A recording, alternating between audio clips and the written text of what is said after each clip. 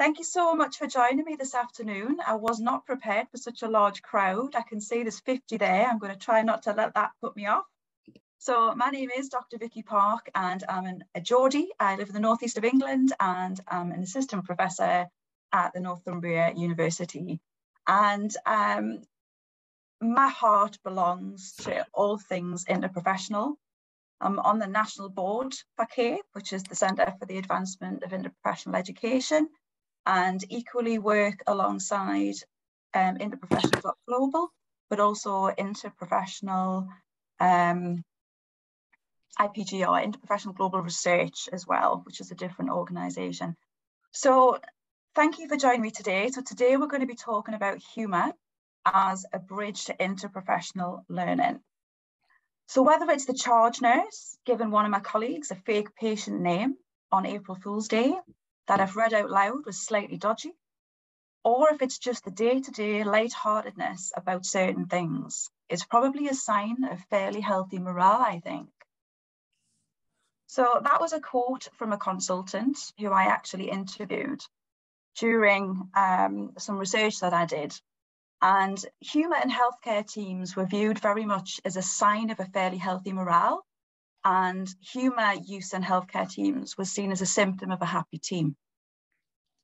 So these were some of the words that came out in the research that I had, you know, words like laughter, funny, banter, wit, gallows humour. And funnily enough, humour was not actually the focus of my research. The focus of my research sits in the middle of this Venn diagram, and it's sat at the juxtaposition between interprofessional, critical care, and learning literature. And that's what I was actually looking at. So what I was actually looking at was interprofessional learning culture within adult critical care. And that's what the focus was. But humour was a recurrent, unanimous, and extremely prominent key finding, which shaped interprofessional learning culture in so many ways that I was really taken aback. It was one of those surprise findings when you lifted the lid, more and more just kept coming out. And the widespread impact of humour within the healthcare environment with respect to interprofessional learning became more and more apparent the more immersed in the research I actually became. So at this point, it's probably a good idea to just mention what I mean by IPL.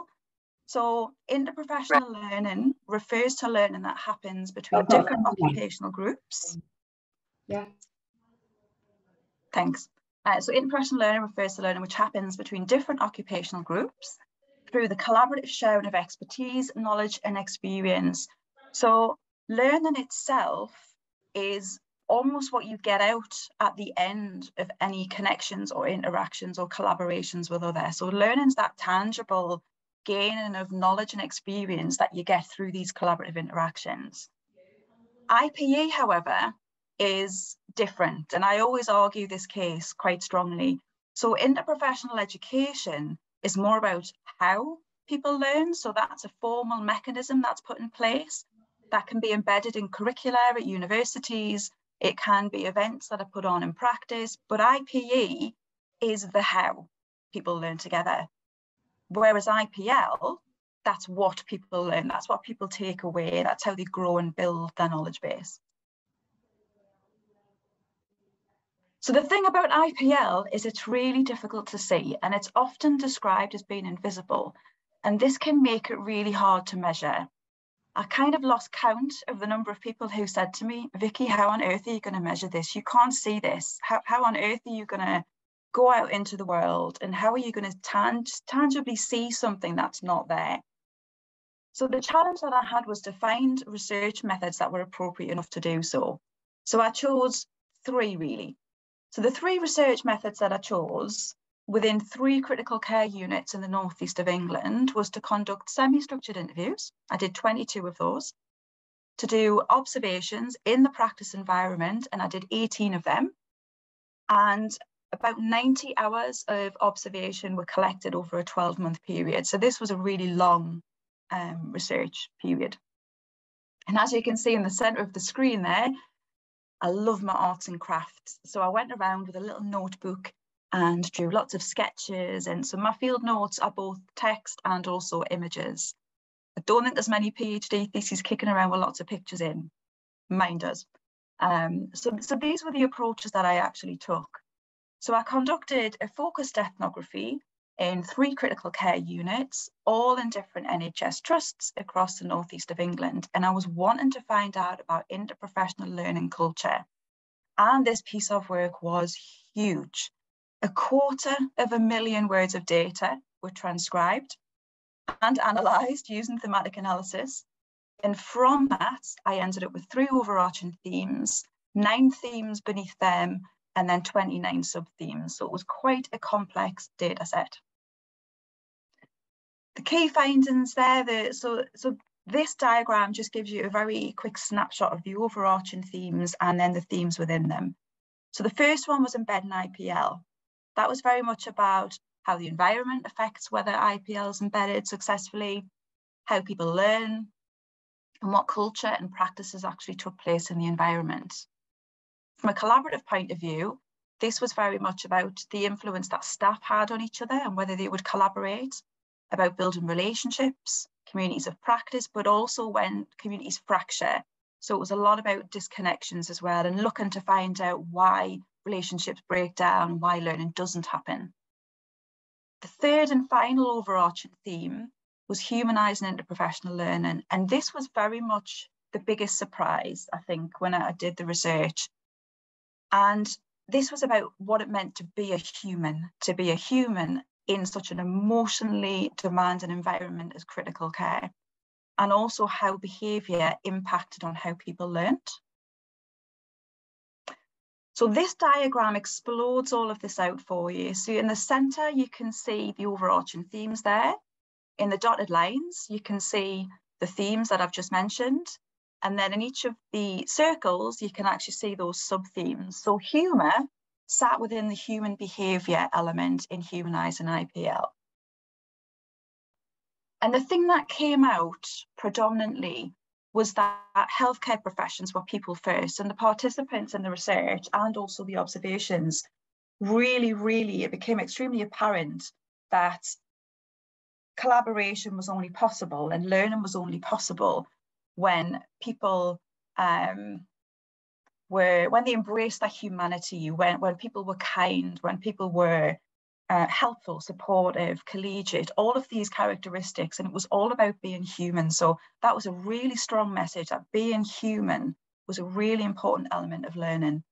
And practitioners shaped the holistic nature of IPL through their human behaviour. And I think traditionally we tend to think about learning and practice as being very skills-based, and how do we take those skills and that knowledge and how do we apply that to practice? Whereas what came out of the research was there's more to it than this. And interprofessional learning actually is holistic. And part of that is emotions and part of that is human behaviour, and being motivated to learn from others as well. So ultimately, humour influenced behaviour and it created a climate that was favourable for IPL. It increased readiness and receptiveness, and it prepared staff to learn together. Essentially, it increased workplace happiness, and it was very much viewed as a symptom of a healthy relationship between staff groups. So whenever I sat down in the interview process, and whenever I asked the question, so can I ask you about humour in the workplace, everyone broke out in a smile. And everyone had so many things to actually tell me about humour. So it became really apparent very early on that humour, in terms of culture, it's embedded, it's an everyday occurrence, but it's extremely contextual to time and place. Humour was an accepted, widely adopted part of day-to-day practice in that environment, and staff understood the purpose of it and understood how to use it. A striking thing that came out of interviewing physiotherapists who were visitors to the critical care environment was when we started to dig deeper, nobody at the first point of discussing this topic with them really appreciated that there was any link to learning. So no one really kind of had thought about humour and how it can help to make learning more effective. But what they did start to tell me was that when they visited units, or when they visited departments where people were smiling and laughing and making jokes, they wanted to stay longer because there was an open atmosphere and there was a positive atmosphere. And the unit was buzzing, it was vibrant, it was louder, and people would talk to each other more. And what this actually led to was more interactions and ultimately increased interprofessional learning opportunities. So the benefits that come from this, it's a bit of a cascade, really, a bit of a domino effect. So when humour is used, and it's used effectively and it's used well in an environment, staff morale improved. There were more connections, people were happier to approach each other, which meant there were more opportunities to interact. And this in turn improved engagement with interprofessional learning. It meant people developed rapport, they were happier in their work, it forged secure relationships, and there was also a very strong element of trust. And it really, really enhanced the psychological safety that comes from working with somebody whose trust you have. So what someone had said to me quite clearly was, if you've just had a laugh with someone and you've just shared a joke with them, it's much easier to ask them a question. And there was an element of the fear being stripped away by using humour. And this created a really strong, tight community of practice, which was constantly in flux on a daily basis, on an hour-to-hour basis. You had different team members, but using humour as a bridge, as a vehicle, actually enabled people to create this open atmosphere, which really kind of tightened up that community of practice. And then people told me they used it as an icebreaker as well, and I actually saw this at numerous occasions. So humour could be used to relieve tension in the environment. It was used to diffuse conflict. It was also used to break down hierarchical barriers. And it increased those interactions, which created those opportunities to learn together. It could also be used to call out poor behaviour, or perhaps express dissatisfaction, which might be otherwise quite difficult to express. So humour was often used as a way to express negative thoughts or feelings, but to do it in a light-hearted way without offending people. So that was an interesting use of humour. And it was very much linked to approachability. So humour made people more human, and this made them more approachable, easier to ask questions and learn. And people were often labelled as funny staff. So I would be regularly directed to go and observe and go with the funny consultant today. Don't go with the grumpy one. You're not going to learn from the grumpy one, but you'll have a great time with the funny consultant. So people were labelled by how they used their humour as well. And that was recognised as being a more enriching experience. And the whole process was deemed to be easier, more fun, and certainly more worthwhile. And being approachable through this use of humour and essentially being friendly, it created a really safe space to ask those questions. And that was really, really important, especially when there were different hierarchies and levels of experience. So I heard many stories during the 12 months of data collection. So storytelling was a very interesting vehicle for learning. Reminiscence, looking back on shifts where people had night shifts and, all sorts of stories, people who'd locked themselves away in toilets because they were in charge and they didn't want to come out. Funny descriptions during ward rounds, funny turns of phrase that were used. I think one patient, their white cell count was so low, it was described as the square root of bugger all, just to emphasise how kind of low and how immunosuppressed the patient was.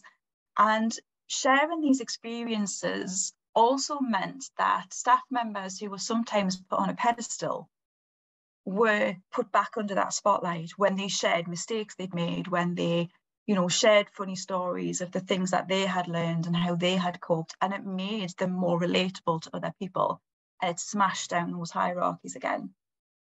Creating those connections, creating those commonalities and shared purposes and shared goals are really important in communities of practice. So by doing this, again, it further enhanced the community and it humanised IPL. So people were learning about people's characteristics, people's traits, people's experiences, people's temperaments, how funny people were. So all these sorts of things kind of came into play. Humour did so many, I was blown away by this. I could have done a full PhD, I think, on humour. I was absolutely blown away by how widespread it was in practice, but how much of an impact it had on learning.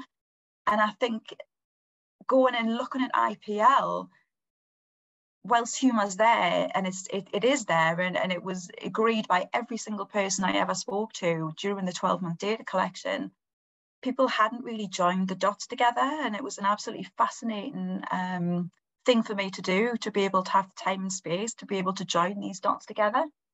And something else that became apparent was that humour was actually used as a time filler.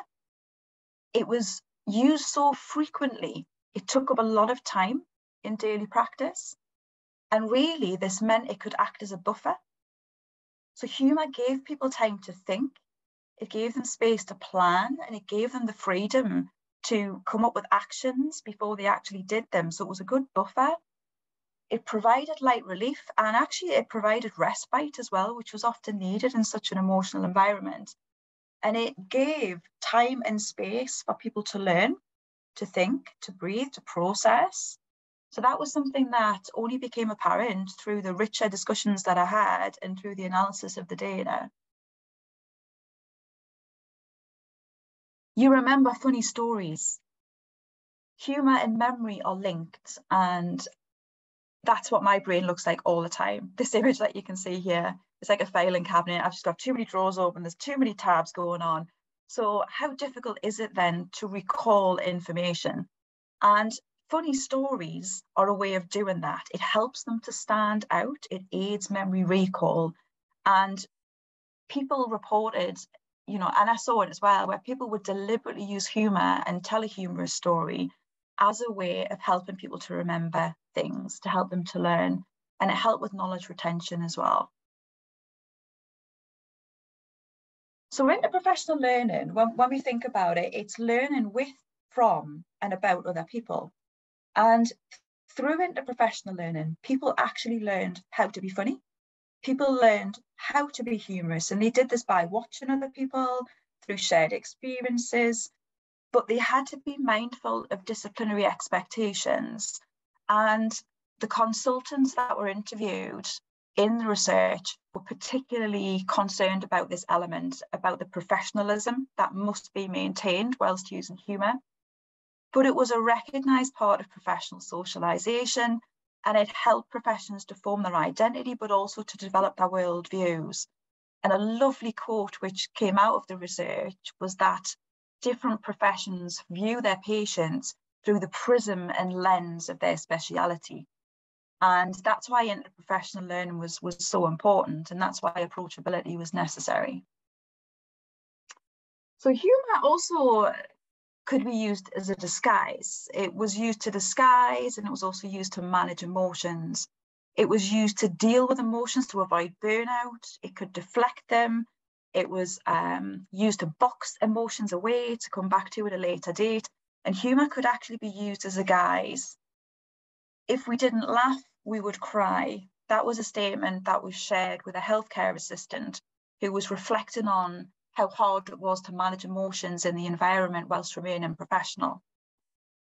So humour had so many different mechanisms, but there's also a dark side to humour.